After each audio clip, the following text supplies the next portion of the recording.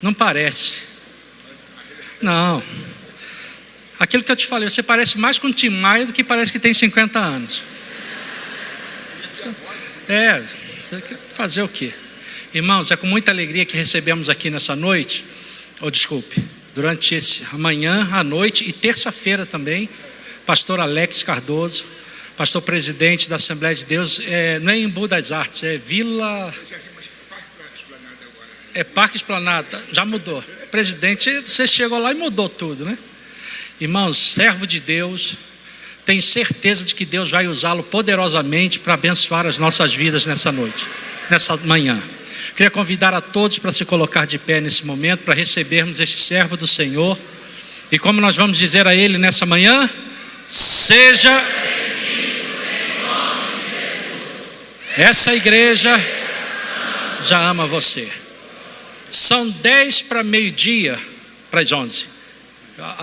Eu estava tomando banho quente, veio água fria. A água aqui do tanque estava 50 graus que botaram hoje aqui. Falei que pelo amor de Deus, a gente batiza, mas não faz banho-maria, né? Pelo amor de Deus. Aí tem que botar uma água geladinha ali. Então estou meio... Parece que o cérebro cozinhou um pouquinho. Mas nós vamos ter 1h10, no mínimo, de ministração da palavra de Deus. Porque eu tenho certeza de que Deus tem um propósito conosco nessa manhã. Pastor Alex com a palavra. A paz do Senhor para todos. Chegamos nessa madrugada e alegremente estou aqui com vocês. Quero parabenizar aos batizandos pela sábia e mais inteligente decisão que tomaram na vida, que depois de terem aceitado a Cristo, terem efetivado o propósito de seguir as suas pegadas. E num gesto de terem descido as águas batismais, estavam confirmando a decisão e mostrando o quanto estão comprometidos com Cristo e a sua causa. Eu peço que vocês se sentem, por favor. Eu estou extremamente feliz por poder tomar parte desta história, fazer parte dessa história, porque a Assembleia de Deus de Caldas Novas é uma igreja histórica que faz história e que tem um líder histórico. Pastor André Lúcio Macalão é um pastor singular, é uma joia rara e cara. E vocês foram enriquecidos e têm sido enriquecidos por estarem debaixo do seu pastoreio, que é um pastoreio de excelência.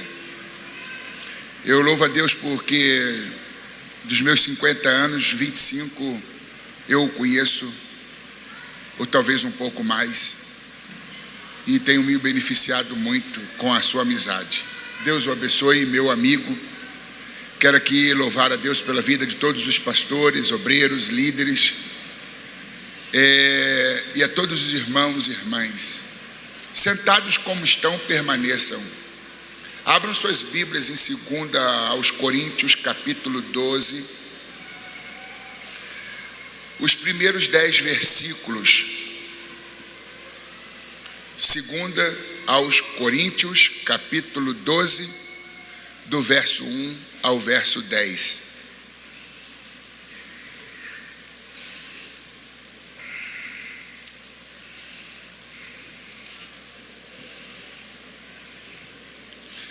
A visão celestial, o espinho na carne. São essas duas temáticas tratadas nesse texto. Em verdade que não convém gloriar-me, mas passarei as visões e revelações do Senhor.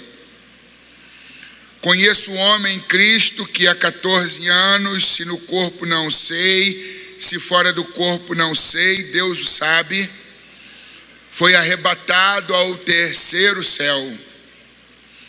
E sei que o tal homem, se no corpo, se fora do corpo não sei, Deus o sabe, foi arrebatado ao paraíso e ouviu palavras inefáveis de que ao homem não é lícito falar.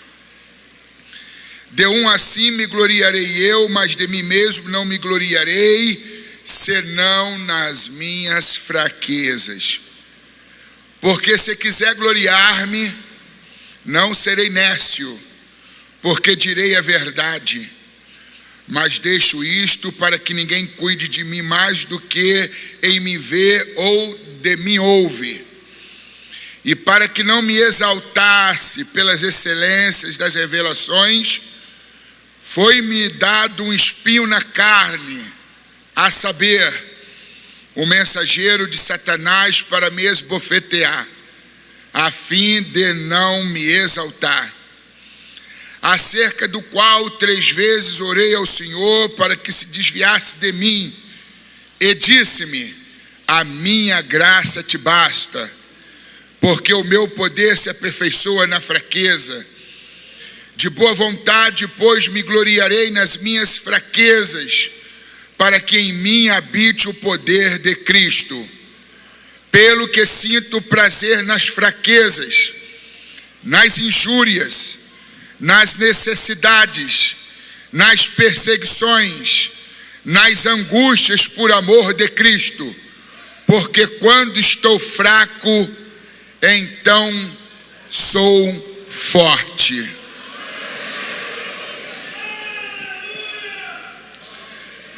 Por favor, mantenham suas Bíblias abertas neste texto.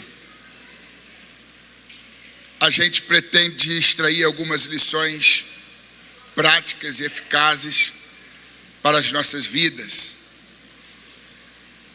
Eu quero subordinar a minha fala ao texto lido e ao tema: não faça da sua vida um rascunho, porque talvez não dê tempo de passá-lo a limpo. Eu vou repetir: não faça da sua vida um rascunho, porque talvez não dê tempo de passá-lo a limpo. Quem se habilita a citar essa frase tema comigo? Vamos ver como é que fica? Não faça da sua vida um rascunho, porque talvez não dê tempo de passá-lo a limpo. Vamos mais uma vez? Não faça da sua vida um rascunho, porque talvez não dê tempo de passá-lo a limpo. Existe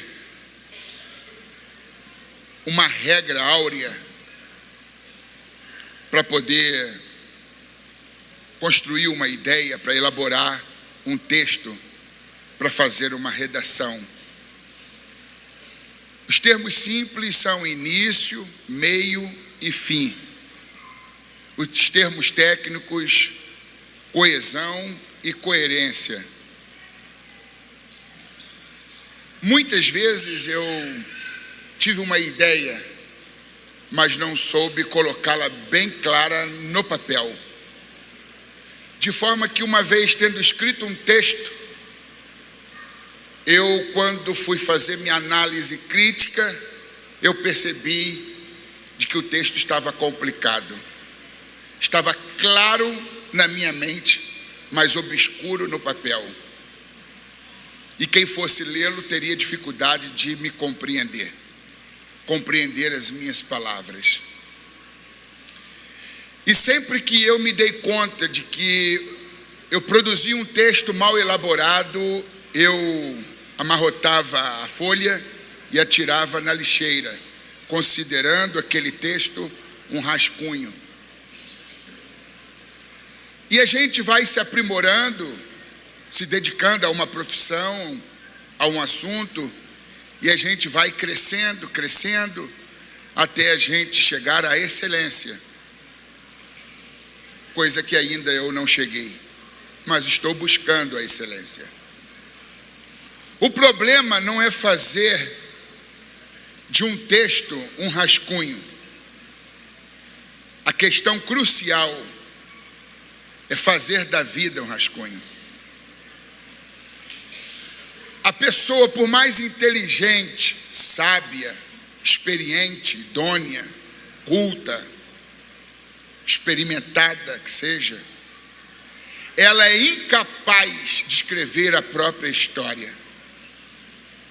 Ela pode ser uma pessoa brilhante, um intelectual, pode elaborar poemas, poesias, textos jornalísticos, os mais encantadores. Mas quando o assunto é escrever a própria história, isso só Deus pode fazer. O máximo que uma pessoa culta, inteligente, sábia e idônea vai conseguir fazer da vida é uma manchete. Mas uma manchete, ela impressiona hoje, mas amanhã ou na semana seguinte ela terá que dar lugar para uma outra manchete, porque as manchetes se tornam desinteressantes com o passar do tempo. Se você quer que a sua vida tenha sentido, significado, se você quer viver uma vida de excelência, então a caneta da tua vida não pode estar entre os seus dedos, mas a caneta da sua existência tem que estar nas mãos do Todo-Poderoso.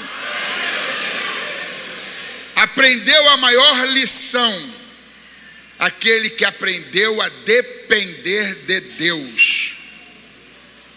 Não existe pecado mais crasso do que a autossuficiência. A autossuficiência significa dizer que eu dou conta do recado sem Ele, que eu tenho a solução, independentemente se Ele intervir ou não, de que eu me tornei sábio, maduro o suficiente, inteligente o bastante para poder ter solução para o meu problema. A igreja de Laodiceia, ela pôs Jesus para fora. Era uma igreja nababesca, rica, poderosa, suntuosa, cheia de recursos. O seu líder, megalomaniacamente, com mania de grandeza, ele dizia: rico sou, de nada tenho falta. A caneta da sua vida estava entre os seus próprios dedos. Ele é que ditava as coisas, ele achava que dava conta do recado. Só tem que Jesus disse: não sabeis que és pobre, miserável, nu, cego e desgraçado? E Jesus, apesar de ser preterido, rejeitado, apesar de terem tirado a caneta das mãos dele, ele ficou lá do lado de fora, tomando sereno, ora chovendo, ora fazendo sol causticante, mas ele não desistiu daquela igreja que lhe deu as costas. E ele batia dizendo: eis que estou à porta e bato. Se alguém ouvir a minha voz e abrir a porta, eu entrarei, cearei com ele e ele comigo. E Jesus foi descentralizado. Jesus foi para a periferia. E as coisas não funcionam sem Jesus. Ele é a razão de todas as razões de nossas vidas. E a história daquela igreja teve um fim horrível. A igreja ficou fadada ao fracasso, porque eles pensaram que fossem capazes de escrever a própria história. Não tem como. Há muitos crentes que receberam Jesus como Salvador, mas não receberam Jesus como Senhor. Receberam Jesus como Salvador pela própria conveniência, para escaparem do inferno. Mas, insistentemente, são suas decisões e escolhas que prevalecem, mesmo em detrimento das decisões e escolhas que Deus orienta para que Ele possa escolhê-las. Nós estamos falando de um homem cuja história é linda. Estamos falando de um Saulo que se torna um Paulo, de um perseguidor que passa a ser perseguido, de um religioso que se torna cristão, de um legalista que se torna o maior representante da graça de Deus. Saulo é assim que ele entra na história. Um homem autossuficiente, um homem arrogante, um homem com títulos, um homem tarimbado, capacitado, prestigiado, privilegiado, um homem que tem conchavo político, um homem que tem apoio das maiores autoridades religiosas, um homem detentor de um currículo invejável, um homem de uma capacidade fenomenal. E ele então, como representante do judaísmo, como um fariseu, ele pega a própria caneta, a caneta da própria existência e diz: eu vou escrever a minha história. Mas ele pisa, prende cristãos, ele tem cumplicidade na morte de alguns deles, e ele começa a fazer da vida dele uma bagunça, ou por que não dizer, ele começa a fazer da vida dele um rascunho. Mas Deus dizia: Saulo, me dê a caneta da sua vida, tu está escrevendo tudo errado, sem pé e sem cabeça. Não pode ter um final bem se você está começando uma introdução sem eira e sem beira, sem pé e sem cabeça. Me dê a caneta. Mas ele era insensível demais. E o pior surdo é aquele que só ouve a ele mesmo, é aquele que perdeu a sensibilidade espiritual. Deus fala, fala, fala, fala, fala, fala, mas ele não ouve. Algumas pessoas são despertadas por Deus com tapinhas no ombro, enquanto outras só com safanão no pescoço. C.S. Lewis, um escritor clássico irlandês, ele diz que o sofrimento é o megafone que Deus usa para despertar o mundo surdo. O sofrimento é o megafone que Deus usa para despertar um crente surdo, uma autoridade surda, uma igreja surda, uma instituição surda. E Deus então, ele usa do sofrimento para poder ganhar o coração de Paulo, para fazer com que Saulo desista de escrever a própria história sangrenta, para escrever uma história cheia de graça. No caminho de Damasco, provavelmente numa montaria, num cavalo, numa mula, a Bíblia não diz, eu é que supunho. Ele vinha com alguns outros homens com ira sangue sedenta, com gosto de sangue na boca, desejo de vingança, pois ele havia sido informado que os cristãos estavam reunidos numa sinagoga lá em Damasco. Saulo e os seus homens, os seus asseclas, eles se dirigem para lá. Mas o que Saulo não sabia é que Deus já havia colocado um basta à perseguição implacável que ele patrocinava contra os cristãos. E foi ali, com as rédeas nas mãos, em cima da montaria, provavelmente do cavalo, em que Deus interveio. Uma glória tomou conta do lugar, parecia o sol ao meio-dia, um clarão, coisa tremenda. E ele então cai, e quando cai ele fica cego, e naquela condição de inércia, de inoperância, ele clama: Senhor, porque uma voz ecoou naquele lugar, dizendo: Saulo, Saulo, por que me persegues? E ele disse: Senhor, quem és? Eu sou Jesus, a quem tu me persegues. Ali Saulo tomou conta de que quem persegue a igreja, persegue o Senhor da igreja. Quem persegue o crente, persegue o Deus do crente. Que queres que eu te faça? Que você me dê a caneta. Você está fazendo da sua vida uma bagunça. Você está fazendo da sua vida um rascunho.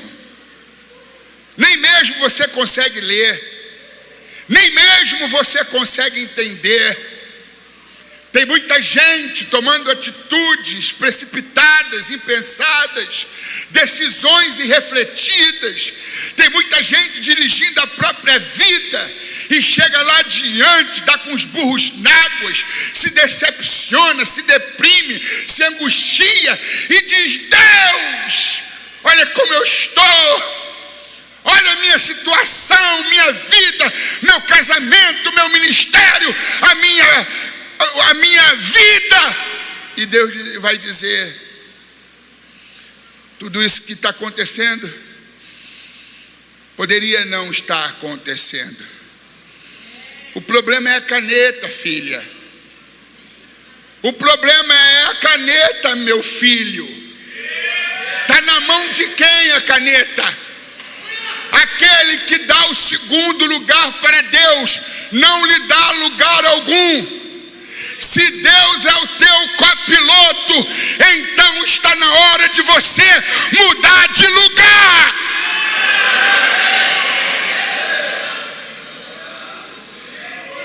Tem muita gente com volante na mão, com o pé embaixo, acelerando pesado, na marcha de maior velocidade, fazendo curvas sinuosas, e quando colidem lá na frente, colocam a culpa em Jesus, dizendo: por que, se eu sou crente? Por que, se eu sou ministro do Evangelho? Por que, se eu estou te servindo há 30, 40 anos? Não basta você me dar carona. Eu tenho que assumir o volante. Você bate, você colide, você capota, aí você responsabiliza Jesus. E Jesus vai dizer: a caneta está na mão de quem? O manche está na mão de quem? O volante está na mão de quem? Passe o volante da tua vida, do teu ministério, do teu casamento para as mãos de Jesus Cristo.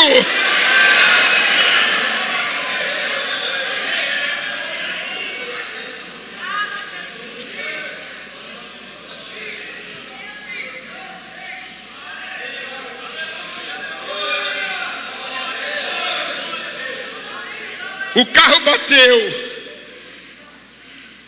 o carro colidiu, o carro da minha vida capotou. Resta saber, na hora que isso aconteceu, quem estava ao volante.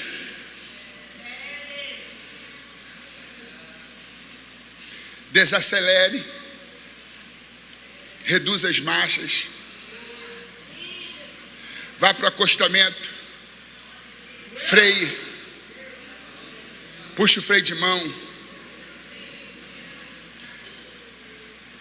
abra a porta do teu carro, saia, vai lá para o outro lado, gentilmente abre a porta para Jesus e diz: Jesus, por favor, me perdoe, fui muito tolo de achar que eu teria condições de dirigir o carro com o senhor aí no banco de carona. O volante é seu. O banco do motorista é seu. Lá é o teu lugar. O meu lugar é aqui. O meu papel é de coadjuvante. Vai lá, Senhor. Deixa Ele dirigir a tua vida. Deixa Ele assumir a caneta da sua existência. Não faça da tua vida um rascunho, porque talvez não dê tempo de passá-lo a limpo. O texto de 2 aos Coríntios, capítulo 12, verso 1 ao 10, diz assim: em verdade que não convém gloriar-me, mas passarei as visões e revelações do Senhor. Paulo, que havia sido Saulo, e que agora tem como maior desafio da sua vida nunca mais voltar a ser Saulo, mas continuar sendo Paulo, um homem dependente de Deus, um homem submisso à vontade de Deus. Ele recebe de Deus dons, talentos, habilidades e potencialidades. Ele se torna um ícone, ele se torna um instrumento poderoso nas mãos de Deus. Paulo, ele abandona aquela vida rasteira do judaísmo e passa a voar com as asas do cristianismo. E ele voa alto, alto, alto, alto, alto e muito alto. Ele então tem privilégios que muitos apóstolos e discípulos não tiveram. Um deles foi conhecer o céu pelo lado de dentro, ainda em vida. Ele passa por um fenômeno chamado arrebatamento. E a experiência foi tão inusitada, nova e tão complexa que ele não sabia dizer, trocar a miúdos, como aquilo havia acontecido, se no corpo ou se fora do corpo. Mas ele diz que foi arrebatado até o terceiro céu e ouviu palavras inefáveis de que ao homem não é lícito falar. E ele ouve coisas, ele vê coisas, ele testemunha coisas, e ele fica extasiado. Ele passa a conhecer coisas que a grande maioria não tinha tido o privilégio de conhecer. Passa a experiência do arrebatamento e ele tenta entender o que houve. E ele diz: eu fui arrebatado ao terceiro céu, mas não sei como isso aconteceu, se no corpo, se fora do corpo. Eu não sei, Deus o sabe. Eu fui ao paraíso. Ele denomina o terceiro céu como o paraíso. Enfim, Paulo, ele diz: ninguém teve este privilégio, ninguém teve esta prerrogativa. Deus deu a mim, e eu tenho que vigiar, porque quando desta experiência Deus me deu revelações tremendas, visões extraordinárias. Aí, para que ele não incorresse no erro de se ensoberbecer, ele diz assim: passarei as revelações e visões do Senhor, enfim, eu vou relatá-las quando Deus me mandar. Mas quando eu relatá-las, as revelações e visões, eu vou criar um personagem fictício.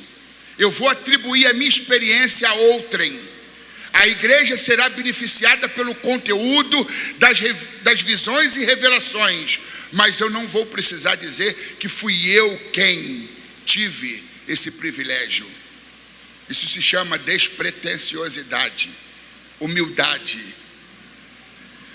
Aquele que fala bem de si mesmo não merece crédito. Provérbios 27:2 diz: louve-te o estranho e não a tua boca, o estrangeiro e não os teus lábios. Paulo poderia ter dito: eu tive o privilégio de conhecer o céu pelo lado de dentro. Deus me deu esta e esta e esta e estas outras revelações e visões. Mas ele diz: eu conheço um homem, e atribui a sua experiência a esta figura. Tudo para poder tentar se proteger do orgulho, porque o orgulho é perigoso. O orgulho leva o homem à queda. O orgulho destrói ministérios. O orgulho nos afasta de Deus. O orgulho nos cega, nos entorpece, é inebriante, é enganador. E tudo que Paulo quer é permanecer na humildade, na dependência de Deus. Pelo que Paulo diz: conheço um homem em Cristo, que há 14 anos, se no corpo não sei, se fora do corpo não sei, Deus o sabe, foi arrebatado ao terceiro céu.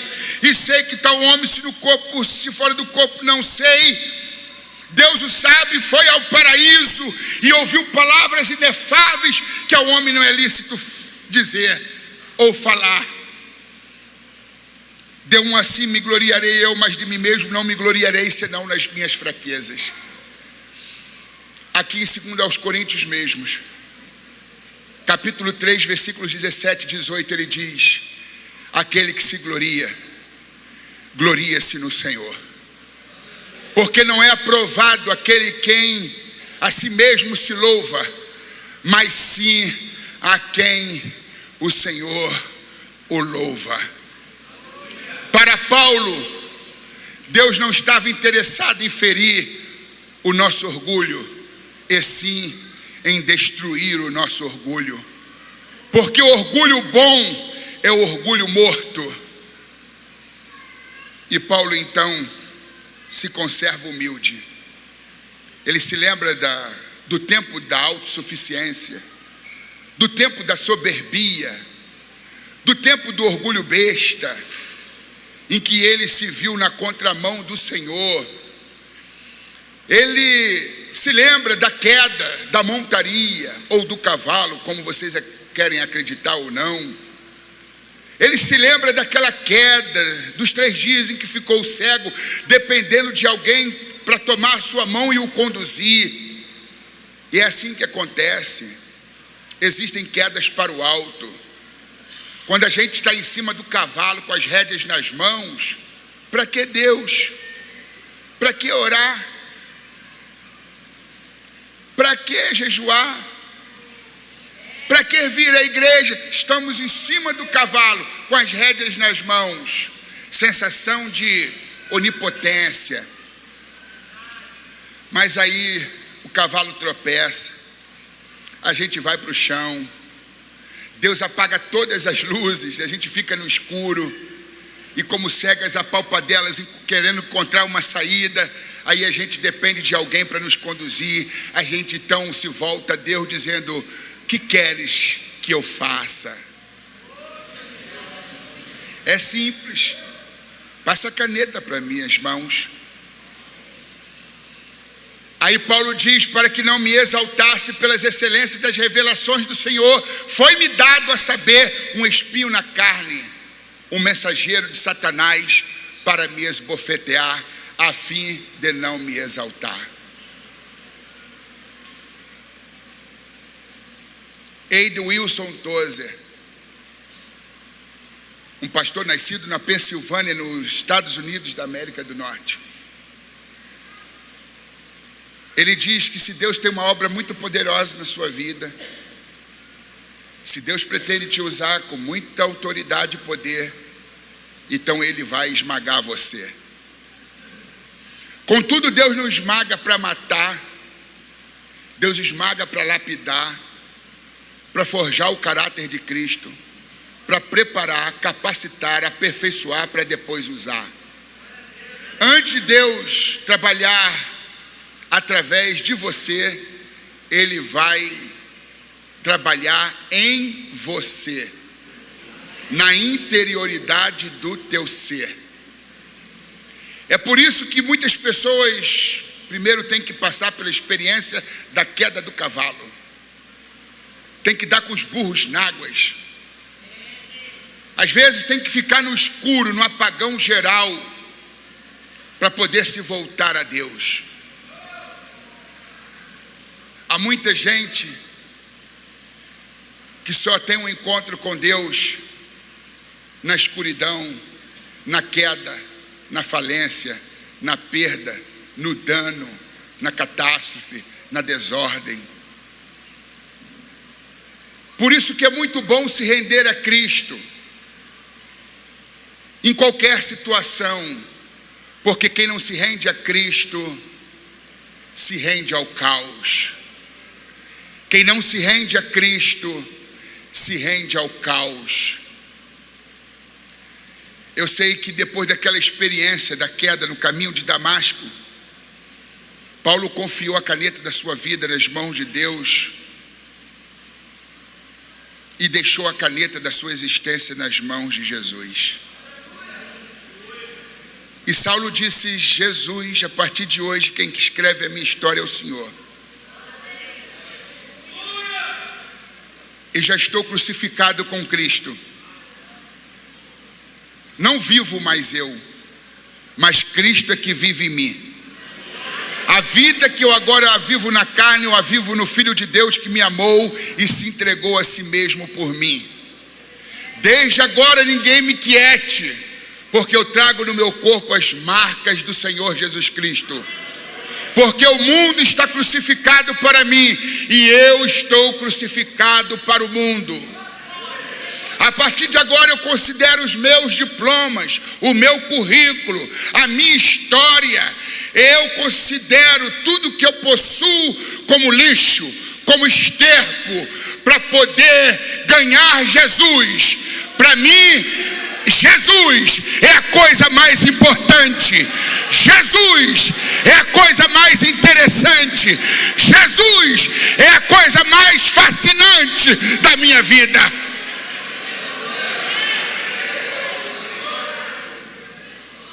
Paulo respira Cristo. Jesus Cristo é o único assunto do ministério de Paulo. Ele tem comunhão com Cristo. Ele se torna um homem completamente dependente de Cristo. Ele não faz da oração um assunto, ele faz da oração um estilo de vida. Porque ele sabe que estar pouco com Deus é fazer pouco de Deus. Mas para Deus não perdê-lo, para que ele não se ensoberbecesse com as excelências das revelações do Senhor, porque Deus confiou muito a Paulo, Deus reservou muita coisa para Paulo, e Deus precisava preparar Paulo para receber tanto mistério, tanta glória, tanta sabedoria, tanta capacitação, tanta revelação. E Deus permitiu o mensageiro de Satanás para esbofeteá-lo. Deus permitiu um espinho na carne, para que ele não se exaltasse, senão para que ele não se ensoberbecesse. E ele mesmo é quem diz: para que eu não me exaltasse pelas excelências das revelações do Senhor, foi-me dado a saber um espinho na carne, um mensageiro de Satanás, a fim de não me exaltar. Todos nós temos um espinho. Antigamente, na minha infância espiritual, eu dizia: Deus, eu não aceito esse espinho, eu rejeito esse espinho, arranque esse espinho. Eu não me conformo de viver com esse espinho. E essa foi a mesma atitude de Paulo no começo. A Bíblia diz que pelo qual 3 vezes ele orou ao Senhor para que ele, o Senhor, arrancasse o espinho da sua carne. Porque o espinho incomoda. O espinho aniquila o ego. O espinho desmonta o homem. Traz desconforto. E faz com que o homem dependa cada vez menos de si e mais de Deus. Menos de si e mais de Deus. De forma que orar para Deus arrancar o espinho é uma estupidez teológica. O próprio Paulo orou 3 vezes para que Deus removesse o espinho. E Jesus não lhe respondeu na primeira vez que ele orou. Jesus não lhe respondeu na segunda vez que ele orou. Mas a resposta veio quando ele se prostrou pela 3ª vez. Mas Jesus respondeu o que Paulo não queria inicialmente como resposta. O que ele queria ouvir de Jesus é: hoje eu ponho um ponto final nessa questão e removo o espinho. Mas Jesus não disse isso. Jesus olhou para Paulo naquele desconforto, naquela agonia, dizendo: arranca, arranca, retire de mim o espinho. E Jesus disse: Paulo, a minha graça te basta, porque o meu poder se aperfeiçoa na fraqueza. Ouçam-me, Deus não arranca espinho, Deus põe espinho. Você está aqui sentado neste banco, que por sinal muito confortável, porque você tem um espinho. Você ainda ora e chora, implora, você ainda vem à igreja, você ainda dobra os seus joelhos, porque você tem um espinho. Se Jesus arrancar o espinho, você escapole.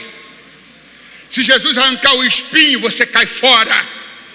É o espinho que te faz reconhecer que você depende dele. É o espinho na tua carne que faz você orar.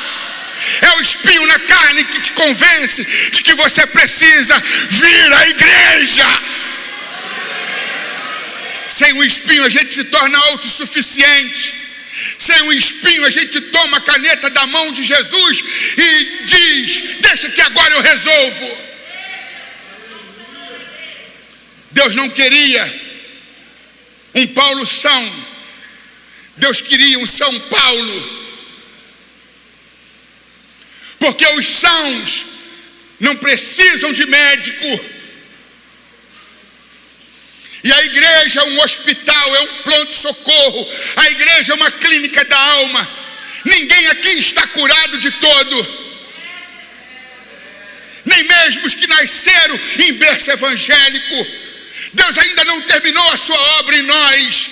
Muita coisa foi curada, mas muita coisa ainda precisa de cura. A diferença é que existem uns mais doentes, outros menos doentes, mas todos somos doentes. Mas temos um bom médico, o médico dos médicos, o Senhor Jesus Cristo.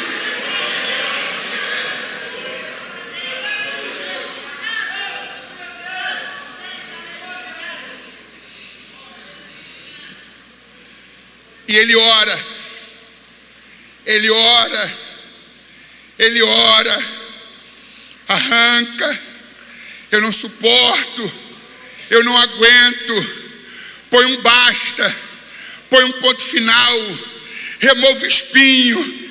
E Jesus disse: eu não arranco, eu ponho. Cristão vitorioso tem olhos marejados, coração quebrantado e joelhos dobrados. A minha graça te basta. A minha graça te basta.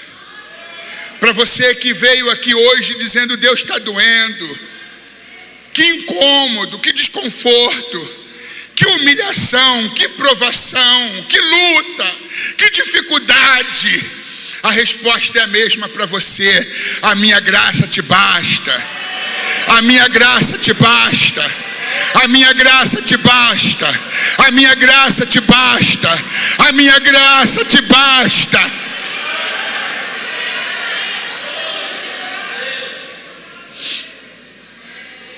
Não vou te prometer o que a Bíblia não promete.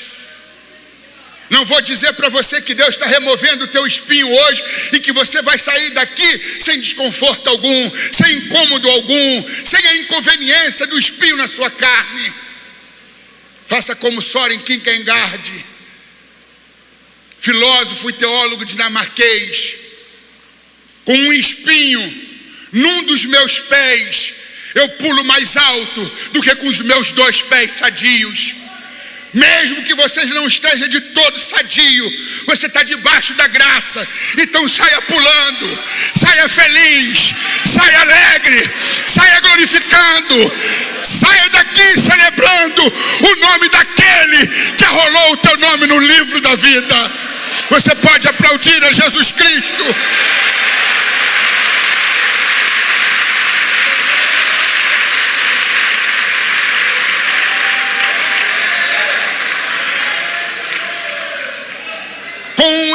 Com um espinho num dos meus pés, eu pulo mais alto do que com os meus 2 pés sadios. Está doendo, louve. Está sofrendo, louve. Está doente, louve. Está desempregado, louve. A empresa abriu falência, louve. Passou por um momento de perda de um ente querido, louve. Louve, louve, louve, louve, louve, louve.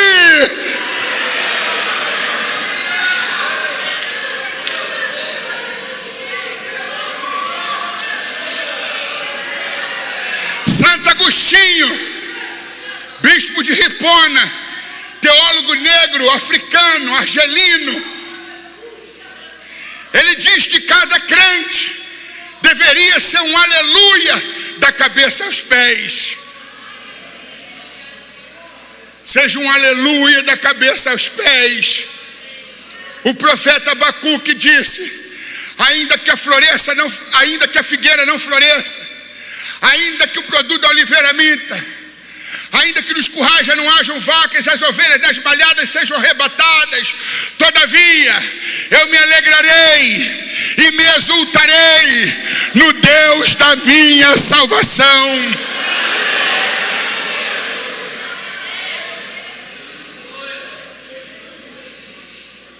Paulo então, mesmo tendo ouvido uma resposta que não era a que ele queria recebê-la, ele se conforma, pois ele é um homem submisso. Ele diz para Jesus: de boa vontade, pois, regozijar-me-ei no que diz respeito às minhas fraquezas, às minhas angústias, às minhas tribulações, às minhas necessidades, porque quando penso que estou fraco, então eu sou forte. Você é fraco, mas quando a graça vem, você fica forte. Você é fraco, mas quando a graça vem, você fica forte. Eu tinha tudo para ser um homem revoltado, tudo para ser um homem amargo. Friedrich Nietzsche diz: acautelai-vos para que, tendo que conviver com pessoas amargas, não venha também se tornar amargo. Acautelai-vos para que você, tendo que conviver com monstros, não venha também se tornar um monstro. Porque quando você olha muito tempo para o abismo olha muito tempo para você e você fica com cara de abismo. O sol que endurece o barro é o mesmo que derrete a cera. A luta, a aflição na vida de uns os tornam pétricos, enrijecidos, duros, revoltados. As mesmas lutas na vida de outros os tornam flexíveis, maleáveis, ponderados, comedidos, humildes.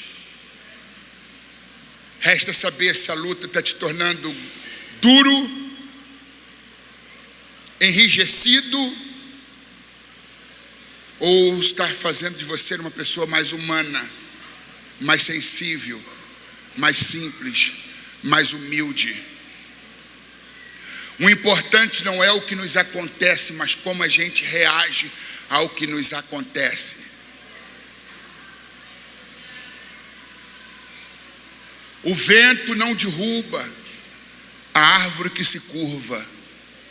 O vento está soprando, minha irmã. O vento está soprando, meu irmão. Não estufa o peito para esbravejar contra os céus. Não fale nada. Se curva em oração, na presença, porque o vento vai passar. Nenhuma tempestade dura para sempre. O choro pode durar a noite toda, mas a alegria virá ao amanhecer. Nada é tão escuro como a meia-noite, mas a tendência é clarear. Vai clarear para você. Vai clarear. Abra a janela, porque o sol está nascendo. O sol voltou a brilhar.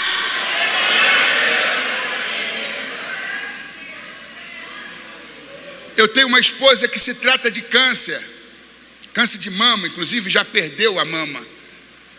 fez quimioterapia, perdeu os cabelos da cabeça, já entrou e saiu da depressão por diversas vezes. Eu tenho um filho chamado Alex Juan, de 16 anos, com idade mental de 5, que tem crâniosinostose e uma síndrome chamada síndrome de Carpenter. Uma criança que tem dificuldades, uma criança que não conseguiu ainda se alfabetizar, apesar dos melhores colégios e professores. E muitos outros problemas. Este homem de 1,90 m, com mais de 135 quilos, foi paraquedista militar. Desde criança, aventureiro, lobinho, escoteiro, sênior. Um homem forte, viril. Mas que aos 30 anos foi diagnosticado com fibromialgia e outros problemas no nervo e nos ossos. Eu prego com dor, eu durmo com dor, eu acordo com dor, eu me abaixo com dor, eu caminho com dor, eu subo escada com muita dor.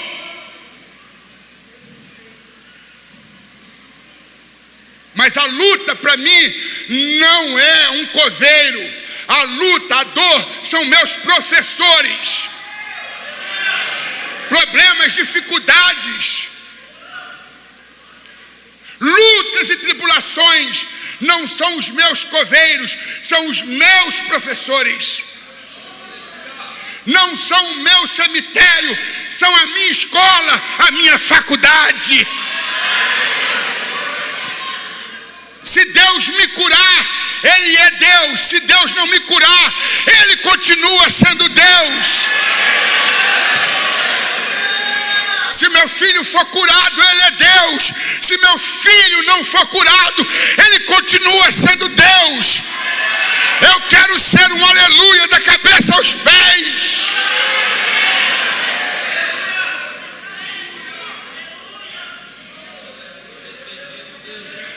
Transforme o teu limão em limonada. A vida dá limão ácido, amargo e azedo para cada um de nós. É que alguns pegam o limão do limoeiro e comem a casca ácida, mastigam os caroços amargos e tentam engolir os bagaços, dizendo que vida miserável, que vida miserável, que vida miserável. E Deus diz assim: pega o livro de receita, eu vou te ensinar a transformar o teu limão em limonada. Pega o limão do limoeiro, lava-o, corta ao meio, remova os caroços, coloca tudo no liquidificador, adiciona um pouco de água, bate em alta rotação, pega uma peneirinha, coloca em cima de uma jarra bonita. Agora coloca o supra-sumo por dentro da peneirinha para poder reter os bagaços. E agora o supra-sumo está no conteúdo da jarra. Adiciona mais água, põe açúcar ou aspartame. Coloca pedrinhas de gelo, porque Caldas Novas tem a temperatura do Rio de Janeiro. Coloca numa taça bonita e canudinho. Aquilo que era amargo, azedo e ácido, agora é uma limonada saborosa. E eu vim aqui para dizer para você que está com limão amargo, ácido, e azedo, e você com essa cara de gente revoltada, dizendo que vida desgraçada. Não, transforme as tuas lutas em marcos de crescimento. Não faça da tua luta um escorregão para a derrota, mas um trampolim para a vitória.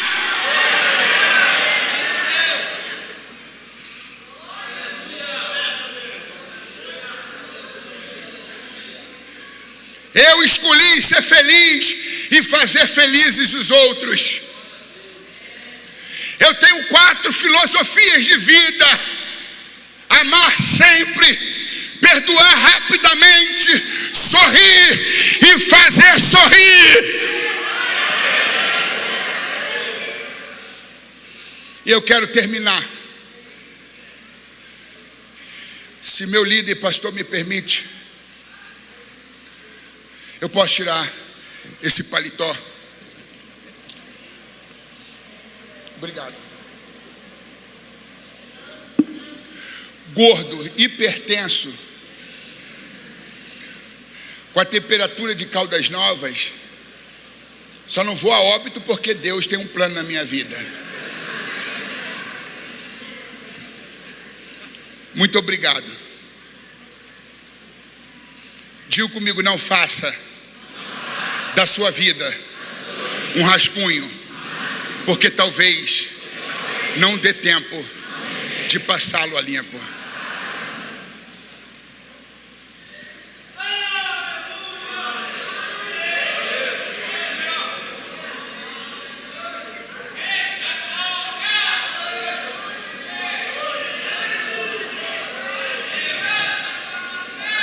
Quero encerrar com um testemunho.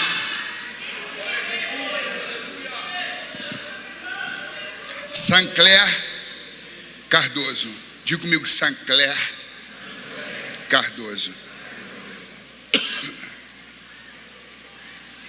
Eu sou de uma família de 10 irmãos, sendo eu o nono, o penúltimo. Sancler Cardoso, se tivesse vivo, estaria com 62 anos, tendo em vista que eu fiz 50 ontem. Apesar de ele ser bem mais velho do que eu, ele me tinha como seu mentor, orientador espiritual. O problema é que o Sancler, ele queria um cristianismo róseo, um cristianismo sem cruz, um cristianismo sem renúncia. O cristianismo só é cristianismo se houver cruz, se houver renúncia. O evangelho não é rosa, é vermelho. Remete ao sangue de Jesus que foi derramado na cruz do Calvário. Remete ao tema do sacrifício. Todo aquele que quiser viver piamente em Cristo Jesus padecerá perseguição. Paulo escreveu a Timóteo: sofra, pois, comigo como um bom soldado de Jesus Cristo. E o próprio Jesus nos alertou que no mundo teríamos aflições. Então não dá para poder aderir a uma teologia de um evangelho rosa. O evangelho é vermelho. O meu irmão queria Cristo, mas não queria viver debaixo do seu domínio e do seu senhorio. Por muitas vezes eu o alertei, mas sempre fez ouvidos moucos. Como Demas, ele desamparou a Paulo, e não só a Paulo, mas a Cristo propriamente dito, amando o presente século. E o meu irmão tinha uma fascinação pelo mundo, mesmo estando dentro da igreja. Há muita gente assim. Em casa é um leão, na rua é um fanfarrão e na igreja é um santarrão. Mas meu irmão tinha uma vida dupla. Era cristão na igreja e profano fora dela. Um dia ele visitou uma igreja batista renovada, El Shaddai, no bairro de Campo Grande, no Rio de Janeiro, na rua Terra Santa. Pastor Alcimar Martins, à época, isso foi em 1994. Em chegando lá, um culto muito efervescente, um culto avivado. Segundo o meu irmão, que saiu do culto e foi diretamente para minha casa, tendo em vista que eu morava no mesmo lugar, no mesmo bairro, na mesma rua daquela igreja,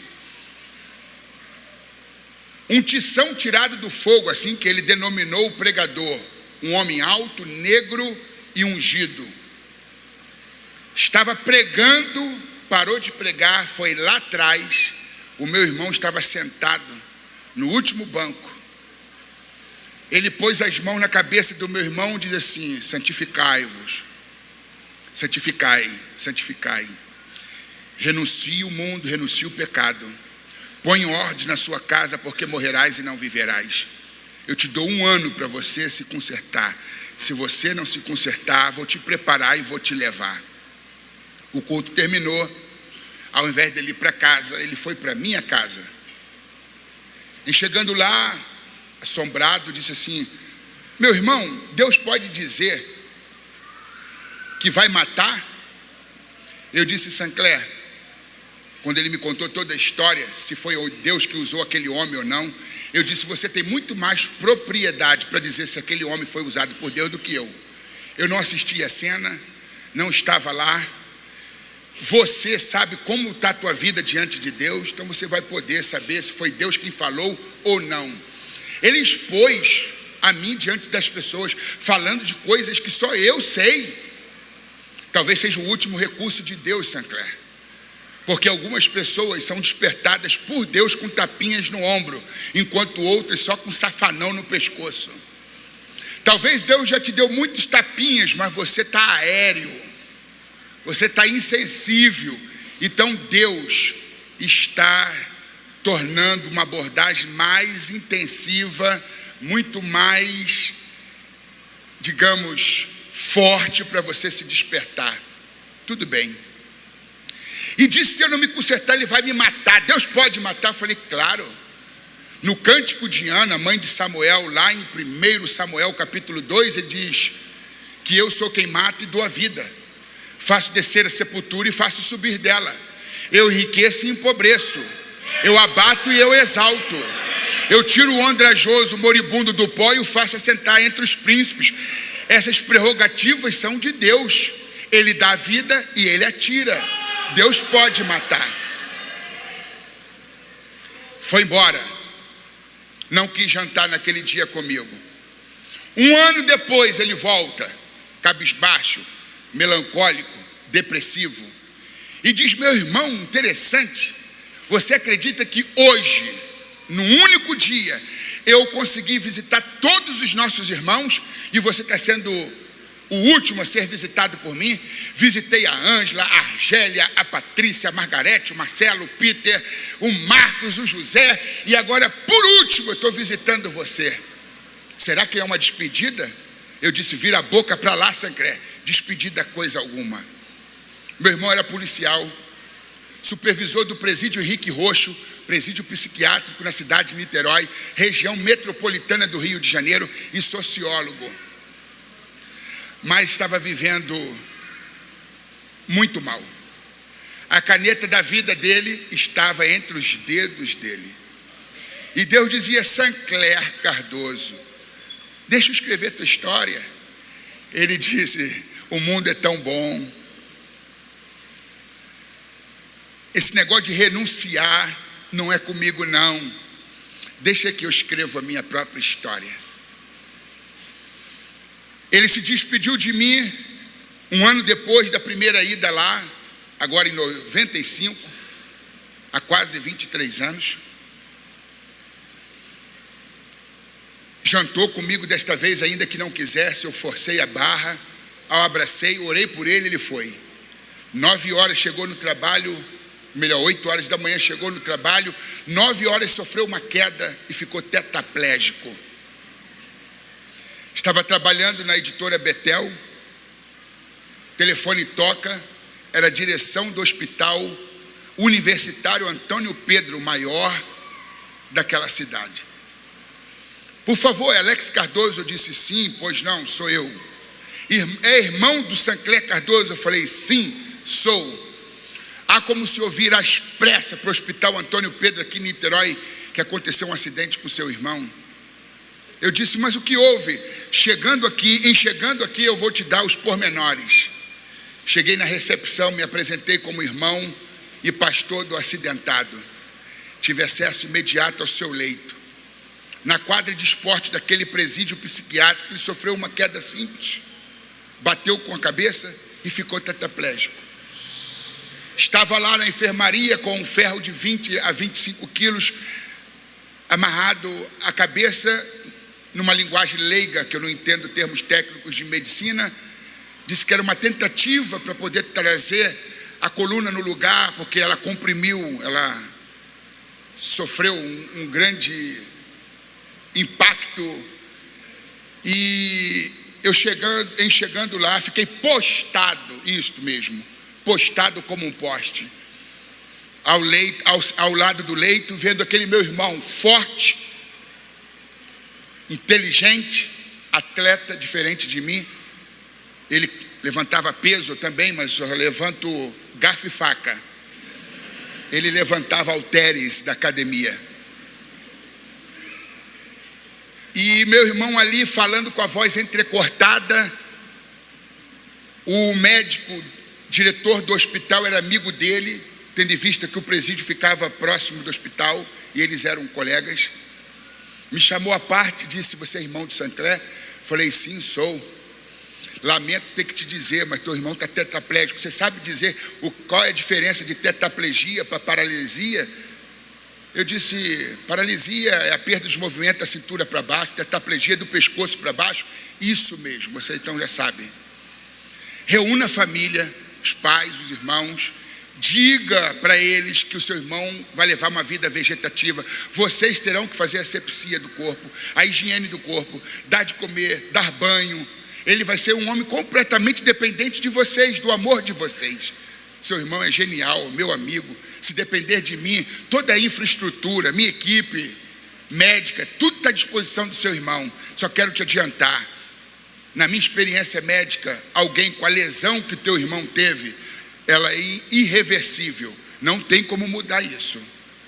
Mas nós vamos fazer uma cirurgia reparadora, tentando de tudo para ver se a gente muda o quadro. Mas já quero alertar que é quase que impossível. Tudo bem. Eu fiquei ali do lado do meu irmão, impotente, sem dizer a ele um versículo da Bíblia. Não tinha o que dizer. Eu estava completamente impactado, vendo um irmão forte, novo, com 40 anos de idade naquela situação. Não tinha movimentos do pescoço para baixo e com dificuldade movia os olhos e falava com uma voz entrecortada. Ele percebeu que eu estava chorando e disse: não chora não, meu irmão. Eu tentei enxugar minhas lágrimas, mas quanto mais eu enxugava, mais lágrimas corriam. E ele disse assim: Deus sempre quis falar comigo, mas eu nunca dava tempo para ele falar. Mas agora eu tenho todo o tempo para Deus. E não se preocupa não, meu irmão, porque eu fiz um concerto com Deus. E eu tenho certeza que eu vou ser curado. E eu vou ser um pregador igual você. Eu vou falar do amor de Deus igual você. Mas ainda que Deus não me cure, não se preocupe, porque eu já entreguei a caneta da minha vida nas mãos dele. E eu queria te pedir algo, Alex. Eu falei: diga, Sancler, por onde você passar, nas igrejas que você visitar e pregar a palavra, se Deus tocar no teu coração, diga para o povo o que Deus disse para mim. E eu falei: o que Deus disse para você, Sancler? Deus disse assim: quando o homem não para, Deus para o homem. E Deus me parou, porque eu não quis parar. Eu disse: eu prometo, quando Deus me tocar, eu vou falar. Ok? E eu chorei muito. 8 dias depois da internação e da queda, foi feita uma cirurgia, mas houve um rompimento da medula, e meu irmão entrou em óbito, e eu fui chamado outra vez, desta vez para poder liberar o seu corpo no necrotério. O que eu quero dizer no final da minha fala? O meu irmão deixou para entregar a caneta da vida dele, depois que já não podia mais sair do leito. Tem muita gente que só resolve entregar a caneta da própria existência depois que está entubada no CTI, na unidade intensiva. Aí entrega a caneta na mão do Senhor. Tudo bem, Deus aceita. Que bom que ainda em vida, ainda há tempo, você resolveu entregar a caneta. Mas entregue a caneta enquanto você tem fôlego, força, vigor. Quando o meu irmão entregou a caneta para Deus, tetraplégico, Deus tirou a cabeça, ilustrativamente falando, examinou meu irmão. Aí Deus pegou e disse assim: mas Sancler, você gastou a tinta toda da tua vida escrevendo a história do teu jeito. O que eu vejo aqui é uma simples gotícula. Não dá mais para escrever nenhuma história para você. Apenas vou usar essa gotícula para colocar um ponto final. Liberei o corpo do meu irmão e fui com a caravan, à época, até o cemitério Jardim da Saudade, em Paciência. Teve todas as honras que um policial honrado tem. Voltei para a casa dele, os diplomas estavam na parede, a bicicleta no corredor, o carro na garagem, roupas novas que nunca usou no armário. E me veio à mente: que é a vossa vida?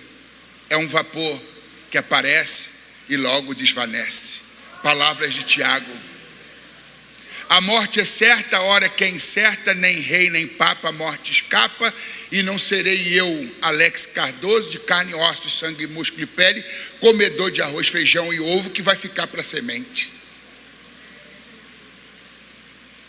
A morte é democrática, leva a criança, o recém-nascido, o idoso, o jovem, o adolescente, o negro, o branco, o magro, o gordo, o intelectual, o doutor, e o leigo, o iletrado, o rico e o pobre, o milionário e o miserável. A morte bate no palácio dos reis e nas choupanas dos pobres. A morte é certa, a hora que é incerta. Quem ama a vida não desperdiça tempo, porque de tempo que a vida é feita. E eu não vou perder tempo, vou deixar a caneta da minha vida na mão dele. A tinta vai ser gasta para ele escrever a história que ele tem para a minha vida. Eu não quero incorrer no mesmo erro do Sancler Cardoso, de entregar a caneta sem tinta, só com a carcaça. Quer comais ou quer bebais, ou façais qualquer outra coisa, fazei tudo para a glória de Deus.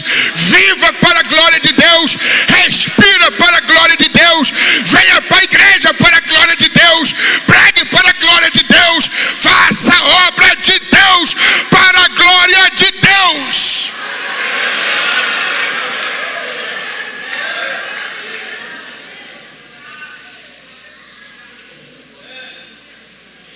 $22 anos já se passaram, que ele já se foi. Que bom que há tempo entregou a caneta, ainda que com apenas uma gotícula. Mas enquanto ainda tem tinta, deixa Deus gastar a tinta. Não gaste não. Transfira a caneta da tua vida, da tua existência para as mãos dele. Não faça da sua vida um rascunho. Talvez também não dê tempo de você passá-lo a limpo. Deixa Deus possuir, ter nas mãos a caneta da sua vida. Quando Saulo entrega a caneta nas mãos de Jesus, Deus faz de Saulo um Paulo. E Deus diz: porque você entregou a caneta nas minhas mãos, eu vou te ensinar a escrever. Escreve aí Filipenses, a epístola da alegria, mesmo estando você no cárcere. Escreve Colossenses, Tessalonicenses. Escreve Éfesos, vai confortar a minha igreja, vai confortar o meu povo, edificar o meu povo. Não faça da sua vida um rascunho, porque talvez não dê tempo de passá-lo a limpo. Diga comigo, não faça da sua vida um rascunho, porque talvez não dê tempo de passá-lo a limpo. Vocês podem aplaudir a Jesus.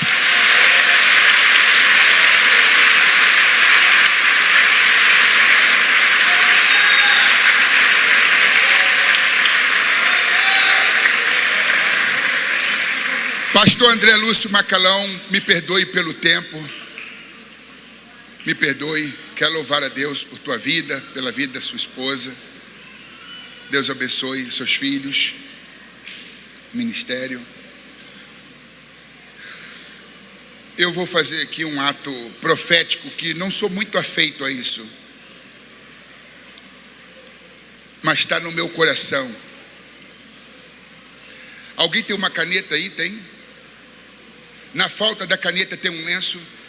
Na falta de lenço tem um molho de chave ou qualquer outro objeto que represente uma caneta. Segure qualquer coisa. Uma chave, um cartão de crédito, uma foto, uma caneta propriamente dita, um objeto que represente uma caneta. Posso pedir para a igreja ficar de pé, pastor? Fica de pé, por favor. Pode segurar aí, né? Como se chama essa haste do violino? Como se chama essa peça aí? Um arco? Isso, o arco é a caneta, tá bem? Tem o celular e a caneta, tá bem? O celular vai representar a caneta. Isto. Trompete? Ah, tu já está aí com a caneta, né? Ah, com a habilitação. Carteira de motorista. Isso, segure alguma coisa. Faça assim, Senhor. Está aqui a caneta da minha vida. Eu me recuso a ser autossuficiente. Nada sou, nada faço sem o Senhor. Hoje eu entrego a caneta da minha existência nas tuas mãos. Aconteça o que acontecer, a caneta vai permanecer nas tuas mãos. Sendo exaltado ou humilhado, eu me recuso a pegar de volta a caneta. Curado ou doente, em qualquer situação, a caneta vai permanecer na tua mão.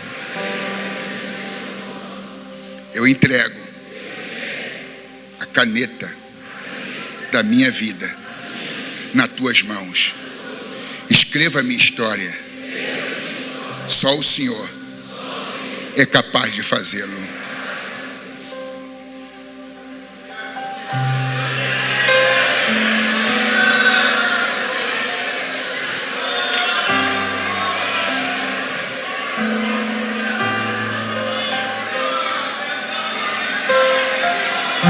A caneta está na tua mão, Senhor.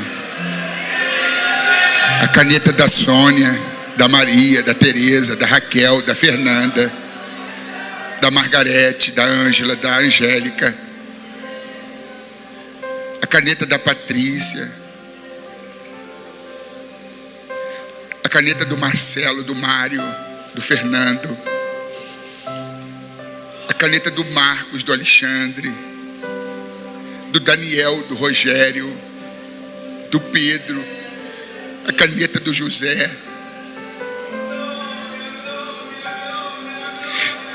Olha quantas canetas neste altar. A gente foi tolo demais, soberbo demais, idiota demais de querer escrever a própria história, quando nenhum de nós é capaz de escrever a própria história. Mas nesta manhã do dia 10 de dezembro, neste início de tarde de 10 de dezembro de 2017, o teu altar está cheio de canetas. Pegue uma e escreva a nossa história. Use toda a tinta que tiver na carga. Use a tinta, a existência, a nossa vida para a tua glória. Não queremos transformar nossa vida num rascunho mal elaborado. Não queremos fazer da nossa vida um rascunho.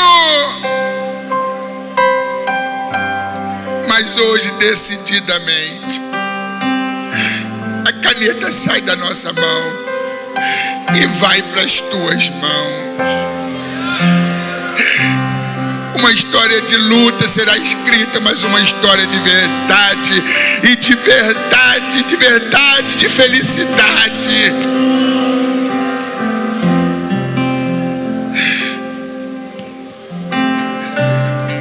Uma história vitoriosa, de superação. Eu abençoo este povo, eu abençoo esta igreja, eu abençoo o meu líder que está aqui, Senhor. Eu abençoo todos os demais pastores, dirigentes de congregação. Eu abençoo este povo, essa orquestra.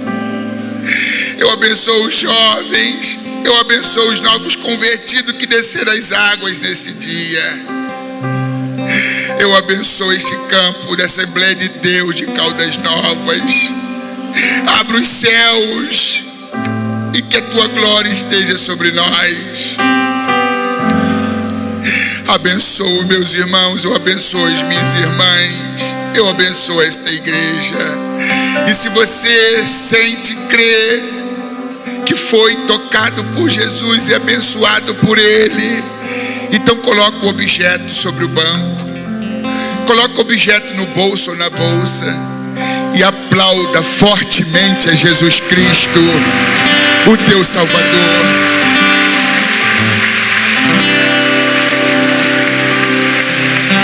Aleluia.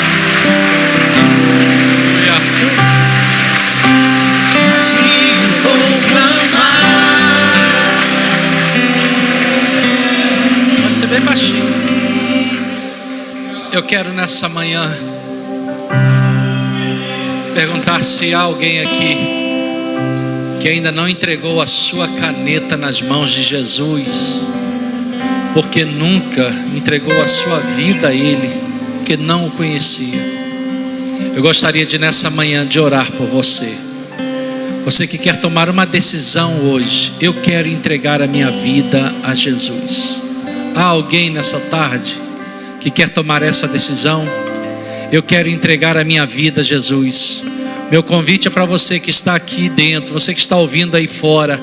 Se você nessa tarde quer tomar uma decisão, eu preciso de Jesus na minha vida, eu quero que Ele escreva a história da minha vida, eu quero lhe convidar a sair do seu lugar e vir aqui à frente. Nós queremos orar por você. Eu peço que você evite se movimentar agora. É um momento tão especial, tão importante. Há alguém nessa tarde que quer tomar essa decisão? Eu quero entregar a minha vida a Jesus. Eu não posso encerrar essa reunião sem fazer esse convite tão especial, porque Deus tem falado conosco de uma forma tão impactante. E quem sabe você está aqui nessa tarde e não sabe ainda o rumo da sua vida, o rumo da sua história. E Deus nessa tarde está falando para você: eu tenho poder para mudar a história da sua vida. Eu tenho poder para escrever uma nova história na sua vida. Há alguém nessa tarde? Meu irmão, minha irmã, veja se há alguém próximo a você. Se possível for, até acompanhe aqui à frente. Faça o seu papel agora, o seu convite agora. Há alguém nessa manhã, nessa tarde? Há alguém? Eu posso encerrar? Eu posso encerrar? A decisão é sua. A decisão é sua. O Espírito Santo toca no meu coração que ainda tem duas pessoas que precisam tomar essa decisão. Eu gostaria tanto de encerrar essa reunião vendo você tomar essa decisão. É um homem e uma mulher. Eu gostaria que nessa noite você tomasse essa decisão. Deus está clamando por você. Ele preparou isso para você. E Ele te chama nessa tarde. Está aqui. Deus te abençoe. Onde está a segunda pessoa? Vem correndo. Vem correndo para Jesus. Vem correndo para Jesus. Será que nós temos a segunda pessoa? Está vindo aqui? Está vindo a segunda pessoa. Deus abençoe. Será que nós temos a terceira pessoa? Do que Deus me mostrou ainda falta 2, viu? Pode vir 10. Do que Deus me mostrou falta 2. Pode vir. Porque hoje Jesus quer salvar você. Hoje Jesus quer escrever uma nova história. Está vindo um aqui. Deus abençoe. Onde está a quarta pessoa nessa noite, nessa tarde? Estou aguardando a quarta pessoa. Vem correndo. Vem correndo. Jesus está te chamando. Vem correndo, vem correndo, vem correndo. Porque hoje Jesus quer escrever uma nova história. Está vindo aqui. Deus abençoe. Deus abençoe. Você pode levantar a sua mão e adorar a Deus nessa tarde. Ele está aqui. Ele está aqui. Ele está aqui. Aleluia. Ele está aqui. Você também, jovem? Está vindo mais uma.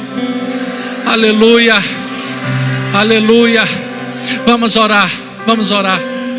Pastor Wilson Nunes, vem fazer essa oração em favor dessas vidas. Deus está escrevendo uma nova história nessa tarde. Eterno Pai Celestial, te apresento, Deus, nesse instante os teus filhos que aceitam agora, Senhor, entregar a caneta da sua vida nas suas mãos. Papai querido, agora reescreva, Senhor, uma história na vida deles. Perdoa, Papai querido, os pecados deles. Reescreva o nome deles no livro da vida.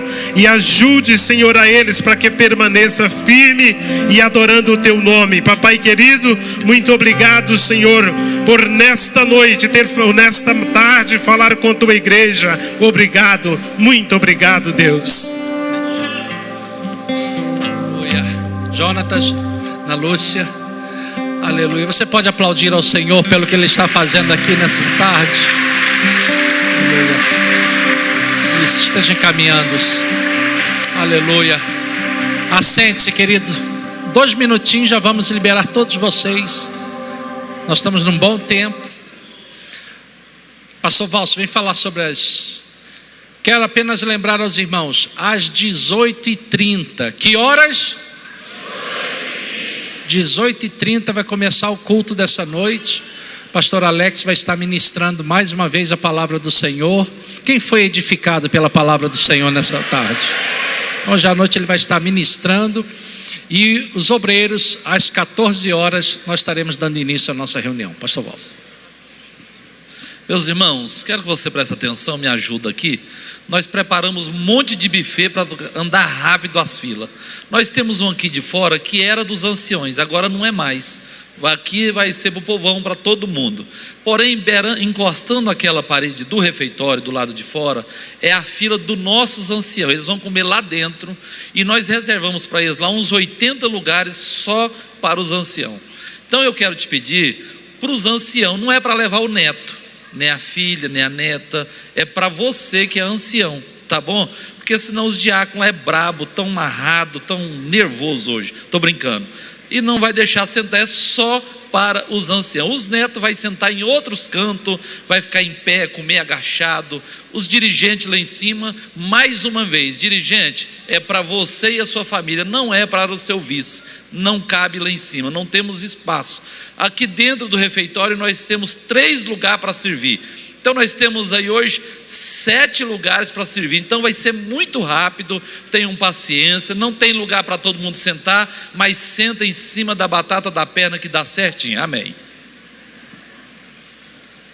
Meus irmãos, todos os obreiros, todas as irmãs, as pastoras, todos, reunião vai ser todos aqui, reunião mista. Não tem mais aquela reunião das irmãs lá, os irmãos não, é todos os obreiros aqui para a nossa reunião a partir das 14 horas. Amém? Amém. Que horas vai começar hoje à noite? Porque assim como o Senhor te trouxe, Ele vai te levar em paz. Amém, meus irmãos? Vamos na paz do Senhor. Deus abençoe. Bom almoço a todos. Até a nossa reunião e à noite. Deus abençoe. me have.